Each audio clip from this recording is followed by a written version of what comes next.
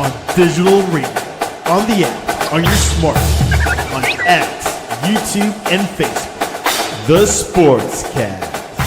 Expect the unexpected. The Donut Bag presented by The Sportscast.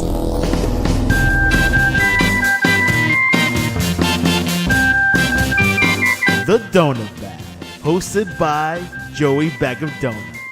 And here's your host, Joey Bag of Donuts.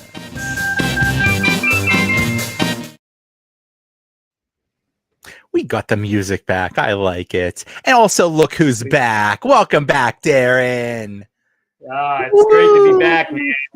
Great to be back. I got a little less hair than I used to have, but it's good to be back. And actually coming from a remote location today. I'm down in Shady Side at near off of Baum Boulevard in a studio apartment while I get treatment this week, and that way I can go back and forth because, as you know, I live a little bit further north in the city, and being there at 7 a.m. every morning is a little tough when you live an hour north. So yeah, good to be back. Good to have you back. So I mean, it's been a few months since you've been on. What did you think of this Steelers off season? I mean, it was not boring. That's for darn sure. No, it's kind of a mirror of last year, right? Omar Khan made some moves. We finally got the Aaron Rodgers deal done. Last minute before camp, you bring in Jonnu Smith, you send Mika packing, you bring in Jalen Ramsey. Those are big moves, Joe. I think we were all kind of wondering who wide receiver number 2 was going to be. But, Jonnu Smith, if you paid attention at all to the Dolphins, he can actually kind of fill that role, especially under Arthur Smith's offense. This is a guy that's kind of a jack of all trades. I think that they were kind of looking for last year and just didn't get it. So they think they got that with Jonnu Smith now. I like the trade. Mika had his time here, but then the last 2 years didn't do much, and Dolphins paid him out $13.2 million yet today. They gave him a 2-year extension, gave him $13 million. I guess that's what he wanted. I would have been mad if the Steelers would have done that, to be honest with you, because I don't think he earned that here. He just didn't make the impact that the Steelers wanted. It was obvious the Steelers were unhappy in that situation with him. And so he went packing. We got Jalen Ramsey. And the thing that Jalen Ramsey, the irony in Joey Porter, which I'm sure we're going to talk about here in a while, getting into the Ring of Honor, is, we went through a long time there, Joe, whether it was Mean Joe Green, Jack Lambert, Kevin Green, Greg Lloyd. Then the Steelers, when the 80s, went into kind of a lull there before Greg Lloyd came along. We didn't have that aggressive guy that's going to stir the pot. Well, Joey Porter came and did that. And now, from everything we're seeing at camp, Jalen Ramsey has got this defense really fired up. And they did very well in the 7-on-7s. They won it this year. At least the end of the first week, no pads. And the defense looked fantastic. They really look good. I know it's no pads yet. You want to get too far ahead of yourself. I'll probably say that 100 times tonight. But he's been out there firing them up. I mean, he's the first one out there. He's got the towel going. He's getting them together. He's being very vocal. Already got into a couple tussles. I think it's definitely played off on JPJ. So it's been good to see. So I think Jalen Ramsey was a great acquisition for the Steelers. All you hear about, I mean, they just started, so, and they're not even in pads, so it's not like, you could tell a lot anyway. But yeah, I've heard so much. It's like, wow, Jalen Ramsey is, and this is one of the best cornerbacks in the league. Yeah, he's a little bit older, but he is one of the best. So this was huge, and yeah, losing Minka is not going to be great, but like you said, it hasn't been working. And, he hasn't really done anything. He hasn't really done any splash plays or anything. And every time they get out, it's like, oh, don't worry, it'll happen, or, whatever. But clearly they weren't happy about it. And I don't think they were actively shopping him, but they saw a chance to get rid of him. And they saw a chance to get Jalen Ramsey. It's like, hey, let's go for it. So I'm excited. Yeah. And it's just crazy that they have now. They only had one press corner. Sometimes in some years they have 0, and now they have 3. Right. So it's fun. It's exciting. It is. And the thing about it too, Joe, is, when he was with the Dolphins in that first year with the Steelers, he was what he always has done. He's a good run stopping corner too. And that just disappeared. And we were all kind of waiting to see, well, is he hurt? Is he, we're waiting for that shoulder injury or, something to come out. Nothing really did. So it wasn't even like an injury prone thing with Minkah. And it just seemed like his game fell off and, it did. And so here we are with Jalen. And I feel like, he's definitely been a good asset. Yeah. So if you want to welcome to the Donut Bag podcast, part of the Sportscast Network, if you want to join in on the conversation, there's a little scrolly thing there to go to YouTube at Joey Bag of Donuts. Before we talk about all the Steelers stuff, we had a few big deaths last week. It's weird these things come in threes. I mean, they really do. We had that Malcolm Jamal Warner, which I don't know. You're about my age. The Cosby Show was like the biggest thing in the mid '80s, and Theo was a big part of that. So losing someone, also he's around my age too. So that when you see somebody that, like around your age that goes, that's weird. So yeah, there was Malcolm Jamal Warner, Ozzy Osbourne, a legendary frontman, and it was just. They say sometimes you hold, when you're at the end of your life, you kind of hold on for certain things. It looked like he held on for that one final concert, that one final performance, and then he's like, okay, now it's time to go. Now it's time to go. Yeah. Well, Black Sabbath, and then he had the great solo career, and then probably the first real reality show with the Osbournes, which was just, so much fun. You could even say that they, other than, I can't remember if like Survivor and Big Brother came before that, but like it was the first like look inside like a famous family, and it was just tremendous entertainment from him to Sharon and him yelling her name and Kelly and the whole crew, and it was just you couldn't stop watching it. He kind of invented a genre. I mean, Survivor and all that and stuff that that was like one different type of reality show, but here this was let's look at inside the lives of a celebrity show, and it invented a whole thing. If there would be no Kardashians if it wasn't for Ozzy, right? So right. I guess that's a bad thing on his side, but still, he had it's just crazy how many lives he had, how many different things he did. And just the outpouring of love and all the, like, you see all these tributes and you see all these bands and artists doing Ozzy songs, the Black Sabbath songs. It's just amazing, an amazing tribute. And then Hulk Hogan, tough one. It's tough. In the 80s, in the early 80s, there were three, when I was just a little kid, there are three people that I just gravitated toward. One of them was Mary Lemieux, one of them was Michael Jordan, and the other was Hulk Hogan. And they all came about like around 84, 85, something like that. And they all rose to prominence at that time. And to me, Hulk Hogan and all of those like early 80s WWF guys, those were like my superheroes. I didn't read comic books or anything like that. I just watched WWF superstars every week, and Hulk Hogan was the biggest thing. And people want to diminish what he did. It was like, oh, who was the biggest, Hulk Hogan or Stone Cold Steve Austin or The Rock or something like that? Sorry, but and Stone Cold and The Rock were big, but nothing compared to Hulk Hogan in the 80s. He changed everything. He changed wrestling.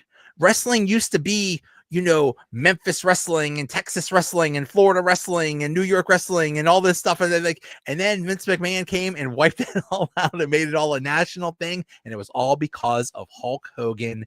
And he wasn't just a big wrestling star. He was a huge celebrity that everybody knew. Yeah, it's funny when you go back to the history, and you got to give Vince McMahon the insight as to taking it global, right? He bought all the regional stuff. You and I even talk about sometimes turning our antennas to getting NWA and which eventually became WCW and seeing stuff like Dusty Rhodes and Ric Flair. Mm-hmm. But, what the thing was, McMahon needed a catalyst. He had a great idea. He had a great, in some people's opinions, you talk to some of those guys, they still hate Vince. But he had this great idea. He still needed that catalyst. Now, in the early 80s, Bruno Sammartino, believe it or not, he was in his 50s, right? So he was the big stud with the WWF and was the hero, obviously, at Pittsburgh. We've talked about Bruno on this program before. But Bruno was 53. He needed a new young guy. Here comes Hulk Hogan, 28, 6'8", blonde hair, 24-inch biceps. And then what Hogan did better than anybody is promote the brand. He transcended wrestling. He had cartoons, everything, right? And like you said, he was an 80s icon. Like I think of musicians, when I start thinking of the athletes, Jordan, Lemieux, right, stuff like that, he was almost like kind of dipped his fingers in every part of that. Yeah. You had Cyndi Lauper, you had, Liberace, you had, Hogan was in everything. Johnny Carson, the famous Johnny Carson interview. Yeah. He went out there and he promoted the brand, and that's what it was. And he still to the day, like it was a year ago, he did the interview. He had a humility about it, right? They asked him, "Who's the Mount Rushmore wrestling?" Hulk Hogan is on that Mount Rushmore without question. He wouldn't put himself on it. He put Ric Flair, Andre the Rock, and Austin. Hogan obviously, without question, belongs on that Mount Rushmore.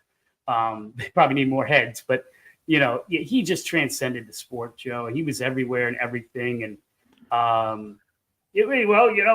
Hogan knows best. I remember my wife and I first started dating. We'd watch that stupid show. I think it was right after Ozzy. Like Ozzy was the first, but I think Hulk Hogan was the second of the reality shows. Remember when he was on the A-Team, he had Mr. T, another 80s icon. He was on the A-Team, and then Mr. T paired up with him in WrestleMania 1. Yeah. Against Roddy Piper and Cowboy Bob Orton. And it was just, it was incredible. It was great. It was amazing. And he went to the last, he was wrestling up to only a year and a half ago, making appearances, and just a huge loss to studio wrestling, professional wrestling community, but to the 80s. And, I saw a lot of stuff this week that immediately, as always is, controversy comes up. Well, he said this, he did that. And then today, really, a lot of people, I don't know if you saw it on social media, I was getting my chemo treatment and I was scanning through a bunch of stuff. Brooke Hogan, who is lambasting him lately, came out and said, I made a mistake by not being there, because Nick was there, his son. She actually put out a post today. I regret not being there on his dying day. I made a mistake. We may not have always got along. Up until his death, they hadn't talked in like 2 years.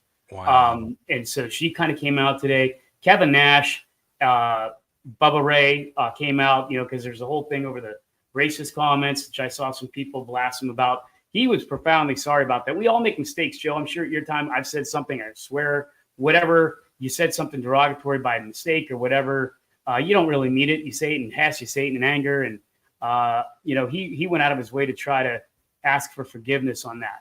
And I think, especially with what I've gone through over the last couple of months, forgiveness is something you ask for. And I think, people are willing to give it to you.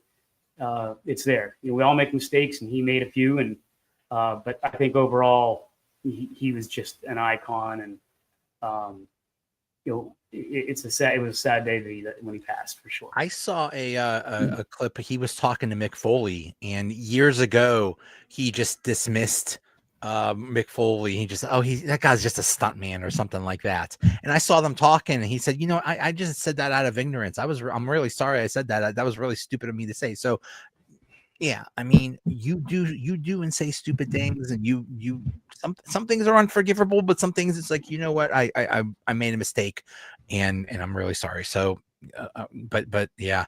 And then for me, there were three big Hogan moments. There was all that stuff, in the mid 80s when he was a champion. There was, of course, WrestleMania 3 with Andre the Giant. There was when he wrestled on Saturday Night's Main Event against Andre, when he lost that whole thing with the $1 million man and stuff like that. That was watched by almost 33, 34 million people. Yeah, you're talking Super Bowl numbers. Yeah. And then so he leaves WWF, goes to WCW, and that goes, blah, blah, blah. And then the NWO happens, and once again, you mentioned, Vince McMahon taking things national. It's like, it would not have worked with anybody else. It would, if you decided to back Macho Man or something. Macho Man was a great thing, but he wasn't like a mega star. And same thing with NWO. There was nobody else that could have been the third man. Right. And I just remember at the time, this was when the internet was just starting, so not everything was spoiled and then stuff like that. I don't think anybody had any idea that was going to happen, and that just shocked the world. It was on national news the next day. Like the Today Show had it. Yeah. I mean, like, holy crap. Yeah. No, you're right. You're right on all that. And that's the other thing, a testament to his ability. Like, I was thinking about that a lot this past week. He really hit a pinnacle in '89.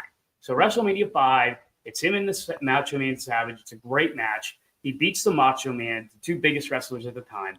And then after that, it was kind of a bunch of flukes. He loses to the Warrior, who I was never a big fan of the Ultimate Warrior because Vince thought, well, the Warrior's the guy. Then Hogan kind of falls in this whole like back alley thing with Sid and some other guys. And then the whole debacle, I think it was WrestleMania 9 or 10. I think it was 9, where, Yokozuna beats Hitman, and then he goes in, and people were booing him. I mean, he had a fight the night before. He had a black eye from Randy Savage in real life, right? K-Baby. So, fans are starting to boo him. Then came the steroid thing. So he went from 1989 to that early 90s, like 90 to 92, 93 was a bad time. He easily could have died out. He made some horrible movies, kind of like The Rock and John Cena. And, it looked like it was all over. Goes to WCW, largely kind of a repeat of the Hulkster mantra. And when, like you said, Bash at the Beach, 1996, we're talking almost, 8 years after WrestleMania 5. And boom, he just transcends it again. Here comes the NWO. I mean, he became the ultimate bad guy, played it perfectly. Then comes back. And then we go to, was it WrestleMania 18 with him and The Rock, which is largely considered maybe the second or third greatest match in WrestleMania history. So you're talking almost 11 years after a WrestleMania where he was significant. I mean, it's just, he just never, ever stopped, not even reinventing himself, never being relevant. He found a way to keep him relevant, keep the sport relevant, and in two different, factions of which eventually would merge to one. But I mean, it just, nobody else did that. Ric Flair, you could argue, came close. Savage did fairly well, but he carried the mail. The match with The Rock is amazing. By the way, hi Dave. Hey Dave. The match with the Rock was amazing because, that was at the time where WCW was gone. WWF bought him out. And then you started. You couldn't bring back the WCW guys at first because of the contracts, but then they were able to start to come in, and they were reviving the NWO. And hey, why not? It was the biggest thing 5 years ago. Let's revive the thing in WWF. And Hulk Hogan was supposed to be the bad guy, and Rock is the good guy. And they're in Toronto, and the crowd said, "No, we love Hulk Hogan, and we're backing Hulk Hogan." And in the middle of the match, Hogan and Rock say, "Okay." Hogan's like, "Okay, don't worry. We're whatever plans we had, let's throw them out the window. Let's go on the fly here." And they just fed off that. And there was a point where The Rock hits his finisher, the rock bottom, and he goes for the pin. 1, 2, Hogan kicks out, and that place the roof almost blew off in Toronto. The fans were going crazy, and then he hulked up again, and he did the thing, and he did the boot and the big meaty thigh of doom leg drop, and Rock kicked out, and Rock ended up winning. But still, it's just so funny that they had a plan. It was like, okay, Hogan's the bad guy, Rock's the good guy, and blah blah blah. And the crowd said no, we are fully, because they love that Hulk Hogan character. And from, I think, like the next night he became like the red and yellow again. It really was, and it's just like Hulkamania will live forever. A lot of the tributes, they show him holding that banner up, and that's true. Hulkamania will live forever. I mean, it's just, it's incredible, and he was an incredible asset to that, incredible to the fans. Last couple of years in Tampa, I wanted to get there to see him. Fortunately, didn't make it, but he has the Hulk Hogan shop there right in Clearwater. And there's a famous video of that little boy who's probably about 6. I don't know if you've ever seen it, but you can YouTube it. He just really interacted with the kids in particular. He did a lot of stuff for Make-A-Wish.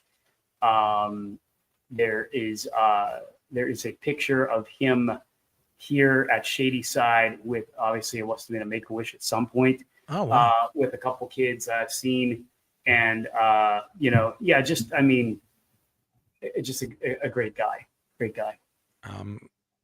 Dave says the Hulk was the best and worst thing.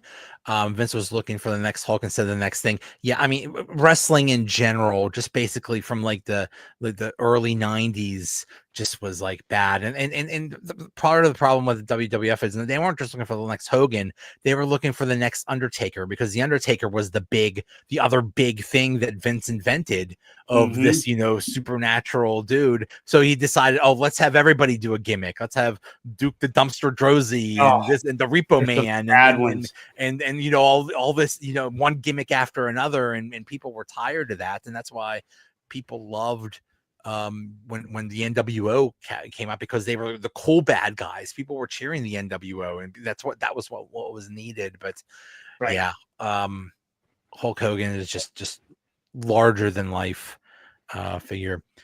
But one thing I thought you mentioned there too, Joe, sorry, I didn't mean to cut you off, but Malcolm Jamal Warner, as we often find out with a lot of these celebrities, he was a massive Steelers fan.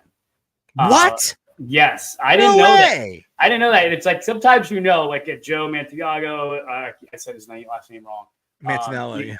Thank you. You know some of them for sure. But he was a huge Steelers fan, and I didn't realize that until they had a picture of him at something, and he had all his Steelers. Wow, so, that's cool. Funny thing about Malcolm Jamal Warner being a Steeler fan, I think Hogan was always more. He stuck with the Tampa stuff and seemed to be pretty big there. But Ric Flair's a Steeler fan. Both of the guys from Demolition are big Steeler fans. No I'll never forget. We won my son and I went to Latrobe. This is actually the first year. I don't go this year. It'll be first year in a very long time I haven't gone. And it was we won some contest. It was a family package. So he got to meet Juju Smith at the time, who I think was either a rookie or second year. Wow. And then to fire up the crowd, that's when you go to Heinz Field and they have the practice at Heinz Field. Okay. They have all the kind of stuff going on. Well, the guys that did the coin toss to see who got the ball first, offense or defense, was both of the guys from Demolition. No way. I always forget their names. The one guy's from Pittsburgh. He's from Monroeville. I think it was Axe. There's Barry Darso. And I don't remember. Barry Darso's from Wheeling or something. Oh wow. He also went on to become the Repo Man. Yeah. But yeah, they had a black and yellow Demolition paint, and that was so cool. But it's funny how you find what's sad too when someone passes away, but it's ironic how you find out who's a member of Steeler Nation, because that's crazy. Yep. Wow. So one thing, I mean, there hasn't been much that has happened, but one thing that's happened, and we hear about who's looking good and who's not looking good, and we mentioned Jalen Ramsey's looking really good. I heard that Broderick Jones not looking so great so far, and then he got hurt.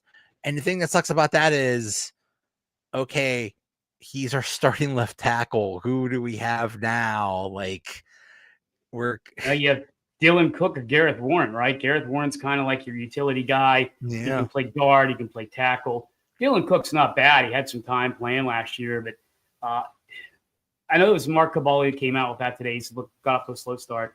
He has that. I think most of that goes back to last Thursday when Nick Herbig just ate his lunch all day, and they won that day on the 7-on-7s. And I've always said, and my background playing high school football and covering Big Ten, and I always was kind of assigned to lineman, defense and offense. And I'm not an expert. It doesn't make me an expert, but I've always said his footwork is not kind of transitioned properly from his University of Georgia days over the NFL. Because no matter what you are, size, wingspan, all these great talents he's been blessed with, his footwork has to adjust to the speed of the NFL. And I just don't think that that's come through. And you're right. The injury part of that is, well, how do you fix footwork? It's repetition. It's coaching repetition. Well, the longer he's sidelined, the less repetition he gets. And the more concern I have, he's going to be good. Because I would like to have seen him in pads. it's hard to say. I know what Cavalli said. I don't disagree or agree, but hard to say he's off to a slow start when they're not in pads yet. But right. That was the main concern. You talked about it last week in the show, and because other things are clicking. Aaron Rodgers looked pretty good. JPJ's bounced back. I thought it's been great that Tomlin has stuck him solely on DK Metcalf. They've had some tremendous battles. He's got burnt a few times. He's also defended the ball very well a few times.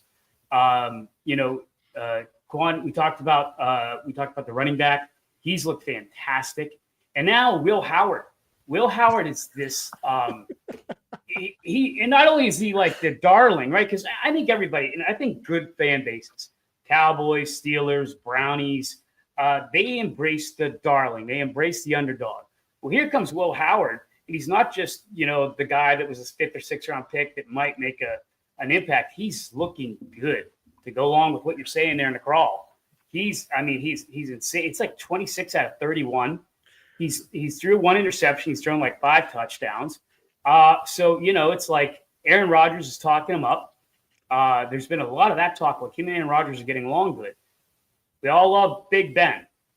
We all know Big Ben didn't embrace Mason Rudolph like Aaron Rodgers is embracing Will Howard. So the crowd is going nuts. They're chanting his name when he goes out there. They're absolutely losing it when Will Howard takes the field. So it's like, Mason Rudolph's like, well, I'm going to 3rd string. Nobody is chanting Mason Rudolph. No. So, a lot of things are looking good. The defense in particular, they're fired up. They're picking the ball off. Tight ends are running great routes. Muth and Aaron Rodgers had a misunderstanding that first day. They've since patched that up. So, hey, it's no pads. You talked about the importance, or maybe too much emphasis put on pads with Mike Tomlin, Camp Tomlin, but we'll see how that goes this week. But yeah, Broderick Jones is the one concern. If he doesn't come together, because we all remember, I don't want to, what do you want to say? Put bad voodoo. We all remember what happened to Aaron Rodgers' first damn play, or first third down with the Jets, when the left tackle there missed his assignment. The movie The Blind Side, right? They talk about that. The left tackle is like the highest paid. There's a reason, and so Broderick Jones better come together, because a 41-year-old quarterback isn't exactly swift. Dave is putting Will Howard in the Hall of Fame already. There we go. And this is not the first I've heard of this. We don't need to draft a quarterback next year. We got our quarterback now. I think I was just jumping the gun a little bit, but it's funny. Howard Mania is running wild, brother. It is. Yeah. Oh, I mean, that's like the biggest story at camp is Will Howard does anything and the crowd goes wild. And it seems like that Latrobe always has a lot of people, but it sounds like there's just a lot of people there, and I could just imagine he's not even the 3rd string, he's the 4th string quarterback technically. There's poor Skylar Thompson. What's he has to, what do I have to do around here? So I mean, I just practice squad kid. Right. Yeah, you better get used to the practice squad. But yeah, it's just funny and I think that just speaks to like the entire situation. We had some old fart Band-Aid last year. We have an old fart Band-Aid this year, right. And then you have this kid, this drafted one. Sure, he's the chosen one. Why not? Let's go behind him. It's like, he's not an AARP yet. So let's rally around behind this kid. So it's just funny. It's only 1 week in, but I think it was great that you started the Steeler talk off with like who's looked good, because right now you have 2 starters that are not looking as good as their backups. One is Juan Thornhill, because Chuck Clark has looked phenomenal in a defensive backfield. They're playing free safety. He's looked really, really good. He had a pick 6. He batted down a few balls. And talk about batting down a few balls. How about Yaha? Am I always saying that right? Yeah, Yaha Black is kind of showing up. I think it's YA, which is really weird. Like, Yeah, what, I guess it is. like where do you get YA from that spelling? I have no idea, but Yeah, I what are you guess- doing, Iowa? Yeah. So YA Black, I mean, he's batted down like 5 passes, both from Aaron and Will. He dang near picked off a pass from Mason Rudolph. He's actually pushing Keanu Benton. And that's the one thing where I think the Steelers, if they can get younger defensive line, they're going to open the door and say, hey, if Black can outplay Benton, we'll take him. Because he's looked exceedingly well. I'm very interested to see how he does in particular this coming week in Pats. Because he's looking like he could have been a really good pick at number 4. Yeah. So he's pushing Keanu Benton. And that's the thing. The Steelers are raving about the linebackers, and they should. Patrick Queen has looked fantastic, almost like the Patrick Queen we expected. And he even admits last year he could have been better. I think Peyton Wilson's going to be the guy this year, Joe, that's going to wow a lot of people. Well, when we look back at, guys like, I'm doing this because I don't have up. When you look at my toys, Jack Lambert and Jack Ham, reason they did so well is because they had guys like Joe Green and L.C. Greenwood and Dwight White pounding his offensive lines, and the linebackers would tear into them. When they had the Blitzburg, Kevin Green, Greg Lloyd, they had Joel Steed. They had all these great defensive linemen. If the Steelers could ever get the defensive line, they'll start opening up holes. TJ Watt is going to be back. You're going to have Queen. You're going to have Wilson. You're going to have Highsmith. They could be back. They could. I'm not trying to get ahead of myself and be a Yinzer.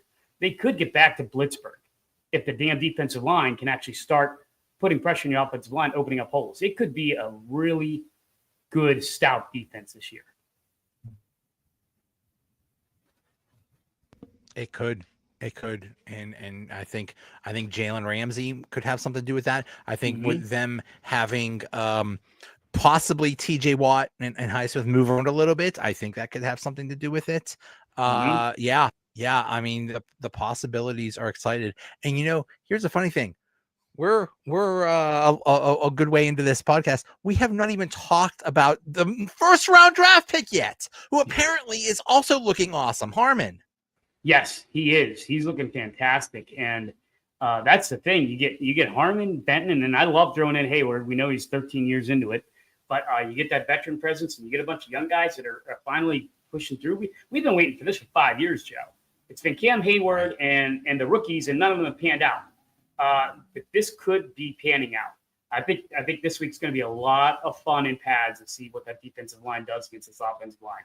A, it tells what the defensive line's going to look like. B, it's going to tell is the offensive line's going to look like. I assume looks at Broderick Jones is day to day, so I don't know if we're going to see him much this week, until maybe a week from now, maybe or even later, maybe like next Thursday or something. I don't know. Yeah, I don't know. Yeah, it's going to be exciting. It's going to be exciting because it's like there's only so much you could tell when you're not in pads. There's only so much you do. But another, I don't want to say surprise, but I mean, we knew the biggest story was going to be how is Aaron Rodgers going to do? And so far, he is doing and saying all the right things. He's not ruffling any feathers. He's getting along with everybody. And then he went on, he was talking to Kyle Brandt, and they were talking about, Kyle Brandt mentioned what Terry Bradshaw said to him. Terry Bradshaw said something like, you should go chew on some bark or whatever the heck he said. Whatever that meant. I mean, I think Terry's starting to get up in that age when he's saying some things that are a little crazy. But yeah, Right, the funny thing about that is he read word for word what Terry Bradshaw said about it. And I think you had a good word there with surprise, because Aaron Rodgers has had a past of saying how he thinks or what he thinks without much filter. And he handled that really well. Like you said, he could have had every opportunity to say, well, Terry Bradshaw is a fat old blah, blah, blah now. And right. Crazy. But first thing he did is he's a 4-time Super Bowl champion. He's a Hall of Famer. He recognized that, acknowledged that, and just kind of moved on, which surprised me a little bit too. I thought, oh boy, here we go. Here's the Aaron Rodgers I was worried about. And he just kind of kept his mouth shut. But I mean, also, like where he is, it's like, hey, this guy is asking him, hey, Terry Bradshaw called you out. You're in Latrobe. That's like going to church and saying, hey, why don't you say some bad things about God? I mean, you also have to, remember where you are. Who's your least favorite saint? I mean, yeah. Right. Yeah. Aaron Rodgers said, I've known Terry a long time being part of Fox. Terry's a legend. He's an absolute legend. He won 4 Super Bowls. He's had a legendary career in the media, but Terry, like a lot of people, doesn't know me. So he's got an idea of what he thinks about me based on what I've done, the documentary, what I've said, Darkness Retreat, whatever the hell you want to talk about. But I'd love to know Terry on a deeper level, and talking about how he's a legend and all that stuff. So I think that the thing is, to defend Terry here, I think Terry was saying those things when we were in the period of that whole period of, is Aaron Rodgers going to sign? We went the first 4 or 5 months of this year saying, what is Aaron Rodgers going to sign? Is Aaron Rodgers, what's he going to do? He goes on Pat McAfee and says, I don't know if I want to play anymore, and I got stuff going on in my personal life, and blah, blah, blah. And, and we all got sick of it. So I think that's what Terry was commenting on. I don't think he was commenting. I think he was just tired of, hey, buddy, and we were all saying this. Like, hey, buddy, either sign or don't sign. We're tired of this will he, won't he crap. So I don't think Terry really has anything against Aaron Rodgers. I think he was just impatient with this whole will he, won't he crap. Yeah, no, it's exactly right. It's a good point. That's when he brought it up, was during that time frame. Like, we didn't know, and I think it was only a week later, and then Rodgers signed like the next couple of days later, whatever it was. But yeah, I think Terry said what a lot of us were thinking, and I think it was another way of saying either crap or get off the pot. Yeah. David asked about, just to back up a little bit, is it a hamstring injury on Jones? And it is. And he's right. Now, comparatively, I guess from what I understand, Kenny Pickett suffered actually a rather more severe hamstring injury yesterday afternoon's practice, and he could be on the shelf for a while, which probably puts him in a little bit of jeopardy. What the Browns' 56 quarterbacks they have, but it looked like it would not surprise me if Pickett was cut, and that's before this injury. Yeah, me either. They're just too. Sanders hasn't looked bad, and now there's the other rookie kid from Oregon, and of course Flacco's Flacco. But Flacco's probably going to be the starter. So. They're not getting rid of Flacco. You're right. He'll be the starter, the backup, because he's Joe Flacco. He's got the resume.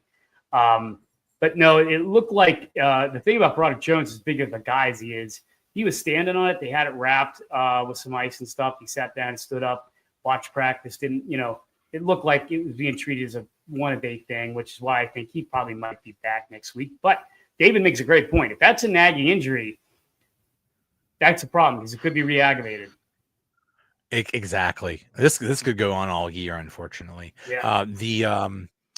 They don't call them hamstring injuries anymore. They're all the phrase of the du jour is soft tissue. It's soft tissue. Right. Yeah. So are there hard tissues? Yeah. Yeah. Relatively hard, relatively soft, mild. It's gonna be like hockey. It's gonna be like hockey soon. He has an upper body contusion or a lower body. Lower body. Right. Yeah. Right. Somewhere on their body, there's an injury. We're just not gonna say where. It could be his forehead. It could be his middle toe. Could be his hernia. We're just not going to tell you. So yeah. It's getting to be that point. But yes, but so far, so good with Aaron Rodgers. It's just I don't know. It's just kind of mind blowing. Like years from now, we're gonna say, "You remember when we had Russell Wilson? Remember that Russell Wilson year? Remember that Aaron Rodgers year? What the heck was that?" Like. Hopefully, we'll be on our 10th Super Bowl by then. But still, it's just such a weird time in our history, and it's just weird. It's just I just can't believe it's happening. And I love that he's sharing a toilet with DK Metcalf. Right, it's loud, and you have to. Hey, tell me, if it's late at night, don't flush the toilet because it's loud or something like that. I love that. I love stuff like that. Oh, me too. And he was saying he was glad it wasn't a big sweaty offensive lineman, which I thought was funny. Because he smiled when he said it, and it's probably going to cost him a dinner later this season or camp. Everybody go to Dino's.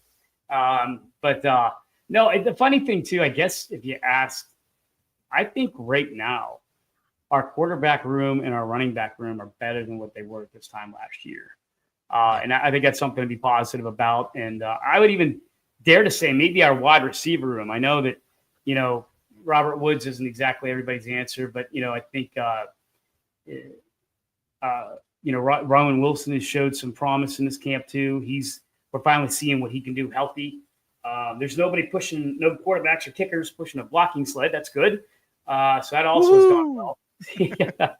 So yeah, Joe, you don't want to get too positive. It's been 1 week, but it's been a week, I think, of positivity and seeing some things that weren't there in the last 2 or 3 years. Yeah. And it's going to be interesting.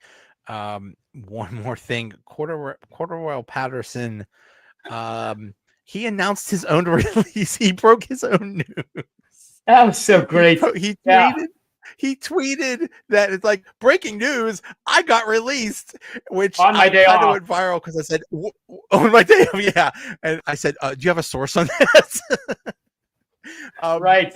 It's silly. I mean, this is the guy at the end of his career, and I mean, I think he actually kind of looked good for a few games last year, but yeah. I mean, I'm just shocked this happened now and not months ago. I would like to have seen a healthy Patterson, only 5 or 6 years into his career, because he really is a heck of an athlete with tremendous, even now, pretty good athletically and good speed for his age. And but yeah, you're right. I think kind of came to an end, and the Steelers have seen it. I think they wanted to see what it might look like in 1 week at training camp, and I think he actually reported to Veterans Camp, and I think they saw what they needed to see, and yeah, yep. That also gives him a chance. That gives him a chance to sign on with another team, in fairness to him too. So he might very well do that. Yeah, it's funny. You break your own news. Hey, why not? Why not? There's been a lot today. I mean, the Browns are now down to a UFL running back. Butcher this name, Tua Taoa. So they brought him on because something like Tua or something. Yeah, and he was the leading rusher in the UFL, which I think a lot of us could do. No, just kidding. But Browns are in a little bit of trouble with their running back room right now, and you had the Kenny Pickett news, and it's been a little bit crazy day. This is the type of year that makes it kind of fun. You get these kind of stories, you're like, oh God, because the thing about Broderick Jones, there is not a lot of left tackles out there. If the Steelers do need to move in that direction, and if David's correct about a nagging injury or a reoccurring injury, it's slim pickings right now. Left tackles are a dime a dozen, and people have already picked them up. And so, there's nothing. Right. I mean, people are saying, well, why don't they have more depth? Like every team is looking for depth. Every team is some teams don't have enough starting offensive linemen, let alone backups. So, right. Yeah, this is just par for the course. You just got to deal with it, and maybe early in training camp that's good. Whoever it is that would replace them, to get some reps or whatever, or get in with the thing. I mean, Sayamalo's out too, which is kind of a concern. Yeah, they didn't seem to think it was too serious with him. Well, they did seem he would miss maybe the rest of camp. They said he'd be ready for week 1. Oh, wow.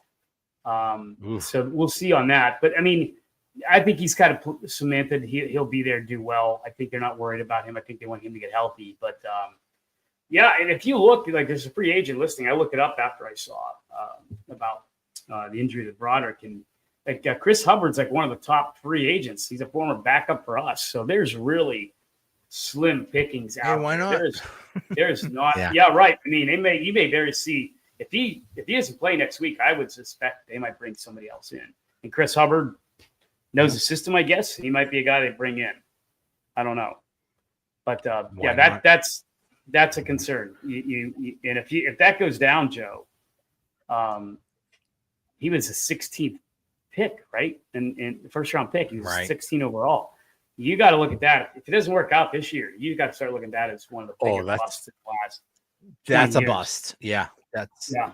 that's a bust, and that was, I believe, Omar Khan's first draft pick. So that's not Mhm. that doesn't look good for him. So yeah, that was that was a strike. So Yeah. all right, well, I think I want to that's say all for one thing now. before you sign off.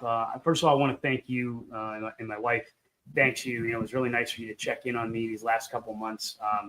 I'd say about every week you'd send a text, and I appreciated that. And I got to say, all the years that going to Penguins games as a season ticket holder and a fan for a lifetime. We talked about the 80s earlier, being a season ticket holder through, a long time, and then supporting the Mary Lemieux Foundation when he started that, whether we sent financially or did the walk, which I think you've done the walk and the marathon, if I'm not mistaken.